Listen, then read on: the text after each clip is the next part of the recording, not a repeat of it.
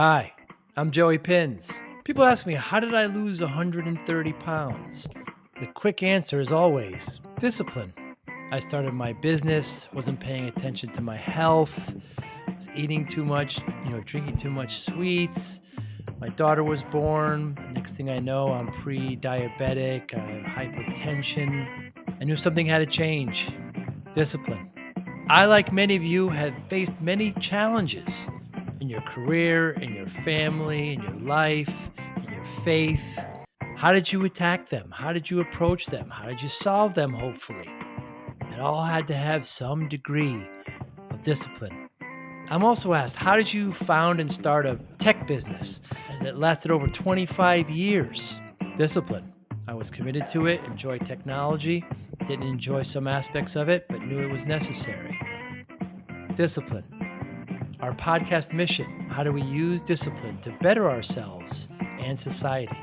Join me, please, as I talk to interesting people and discuss how they use discipline in their family, in their passion, in their careers, and how it helped them. Our podcast vision: growth through learning from others. Joey Pinz Discipline Conversations. It'll be light and serious. Join us, please. Thank you for consideration. Peter Kujawa, good morning. It's great to see you. Hey, Joe. Great to be here. Thanks for having me on. What are some of your goals this week at ConnectWise Secure? Oh, my goals this week, same as they always are. That is to work with partners, share the data on what great looks like, and help our partners get better. And is there a security slant to your data? Is there some of the data involves security? Absolutely, yeah. So we have data that shows that the best in class are selling about 2 times as much managed security and the way that they're doing it is they're baking it into their most fully managed offering. And so their approach is it's not an option. If you're going to do business with us, you're going to be fully secure. We're going to have you on our best stuff. We want to make sure as a client that you're fully secure, and we're not going to give you the option whether you want to be or not. Bottom quartile still tends to sell it more cafeteria style. The analogy that I've used is it reminds me a lot of early days of backup. You've been in the industry a while. You'll remember back 10, 15 years ago that when you sold a fully managed service offering, it included desktop service and other aspects of it. But backup was you have tapes, we'll figure it out. If you have some other backup solution, that's fine. We have 5 different flavors of backup you can pick from. And today, that it'd be insane to think about that as a way that anybody would approach it, right? So security, we're seeing the same thing. It's interesting, the term managed security. I guess I never considered it, but it's separating managed services, the security offerings from that. Yes, correct. Interesting. And everything under the security umbrella, which is quite wide. So it's endpoint all the way to XDR, etc. Yes, correct. SOC. SOC. You could also use the term advanced security if you want, but I mean, obviously everybody out there's had some basic security components for years, um, but it's the extent that it's being included with the most fully managed offering that's a difference. The other difference is the best in class companies are selling about 72% of their managed contracts are fully managed. Huh. They're most fully managed, whatever that happens to be. If they're a pure play MSSP for enterprise, for example, that may not include anything for desktop support or server support, um, other than the security component. But whatever their most inclusive offering is, the best in class are selling that most inclusive offering 72% of the time. Bottom quartile is just over 50%. So the bottom quartile is still selling a lot more of the good, better, best, the entry point managed services, and trying to get customers in the door and then upsell them, which doesn't work too often. So we see some differences there too. What should, again, we're at ConnectWise Secure this week. What should MSPs be doing? What is your mission? What is your kind of challenge to MSPs this week? It's focus on your profitability model. So the wrap around this week is security, but for service leadership, we're always focused on how do you do things in the highest operational maturity level way to deliver the best quality profitability quarter in and quarter out. anybody can go out, any company can go out and deliver a good month, right? Maybe a good quarter. You can move some things around and delay some expenses, whatever. But the best in class companies out there, 80% of them are in our best in class quarter after quarter after quarter because they're doing things in a way that delivers results. So they're charging more, they're selling more inclusive offerings, they have a tighter tech stack, so their customers are on the same stuff. It's a lot easier to support them.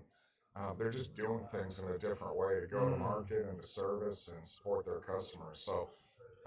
So what we're here to do this week is we're talking about security certainly, but service leadership's job is to help make everybody more financially successful. And everybody should be. This is the best time ever in the managed service space and history. Is it really? The last 4 years, yeah. Our annual report came out this week, and what it showed is 2023 was the 4th consecutive great year in a row for MSPs. Everybody, it started back in 2020, which is pretty crazy if you think about it. Yeah. It started at a time when we all thought we might be out of business in a few months. But 2020 was great, 2021, 2, and 3. So this is the time to do well. And what should vendors know about service leadership and, combining with MSPs? What should they better equip themselves with? That's a great question. We talk to a lot of vendors behind the scenes. A lot of vendors purchase our annual report to get a sense of what's going on. I think the smart vendors are looking at how can I align my offerings with the optimal profit model for the MSP. And so really understanding the relationship between the products that you're selling the MSP and either their sales growth opportunity or their efficiency gain. Because your product is going to be automatically an increase in cost of goods sold. So what's it going to do to how are you going to help the MSP be more efficient and therefore be able to support more customers with proportionally less staff? Or how is your product going to help the MSP add more gross margin to their business? And it needs to be real. We see a lot of vendors who go out to MSPs and talk about the great gross margin you'll get on the product. Well, MSPs are focused on service gross margin. Anything that you sell them that's going to negatively impact their service gross margin, yeah, it's great getting product gross margin on whatever product you're selling, but it needs to positively impact their service gross margin for it to be a benefit to an MSP. So some vendors are really strong in that and have a great understanding of it, but certainly not all. So align yourself, understand what drives success for MSPs, and align yourself with that model. So many MSPs are tech-led, right? They're great engineers. They started in MSP, so they lack a lot of the, certainly sales and marketing, but perhaps financial, and they kind of see it as an obstacle. How do we get them removed from that, Peter? Because the only way they're going to transition, as Arlen Sorensen says, right, either this way or this way, right? They're going to transition eventually. But how do we get them more in tune with service leadership and service leadership and some of the offerings that you have? Joe, this is what we wake up every morning thinking about and go to bed every night thinking about. Because it is a real challenge in the space. And we're still an industry, there's been a lot of consolidation, there's been a lot of growth on the high end of MSPs, but we're still an industry that's about 60% of the MSPs out there are sub $5 million of revenue. So and a lot are under $1 million. But we have a great slide we did for the first time this year in our annual report where we looked at success, profitability by revenue tranche. And so what we show in there, and we did it reactively, we did it selfishly because we continue to hear from the little guys that I can't be best in class profitable, I'm too small. Then we hear from the big guys, I can't be best in class profitable because I have too much back office and too much admin overhead, etc. And everybody seems to think that whatever size they are not is the right size to be. And so we ran that data, and what it showed was that in the sub-$1 million size, which would be a lot of the MSPs you're talking about, 25% of them were in the top quartile, so right on the money. Wow. 33% of them were bottom quartile, so they had the highest percentage in the bottom quartile, but it wasn't like it was radically different. Every size range had at least 22% best in class, and every size range had at least 21% in the bottom quartile. So my message to any MSP of any size is learn as early as possible what drives success. And if you've been in business for a while, well, today's the day to learn it. If you're a new MSP and you're just getting going, today's the day to learn it.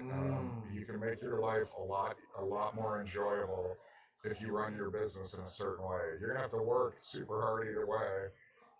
Either way, you're gonna have to bring new customers on and go through all the grinding of running a business. So you might as well make money while you're doing it.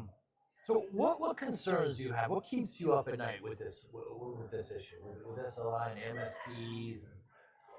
Probably the biggest concern I have is right now, the best time ever for the managed service space, Q1, 19% of MSPs lost money. Wow. And so we're at a great time. What happens if the economy tanks? What happens if there's a true recession? If you're flying your plane at treetop level and there's a downdraft, you're going in. So that's, for me, I look at that, when I see that data, it bothers me because we know the profitability model. It's not like 10, 15 years ago where we were all trying to figure out what the heck is managed services? Is this even viable to do all you can eat? Is anybody going to want to buy this and pay me every month a guaranteed amount and all these things, right? We're way past that. Right. So today the model is a viable model. The customer acceptance curve has been passed.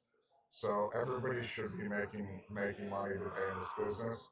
And if you're not, you're putting your future and your business at risk. You got to fix it today. So that's the thing that worries me the most.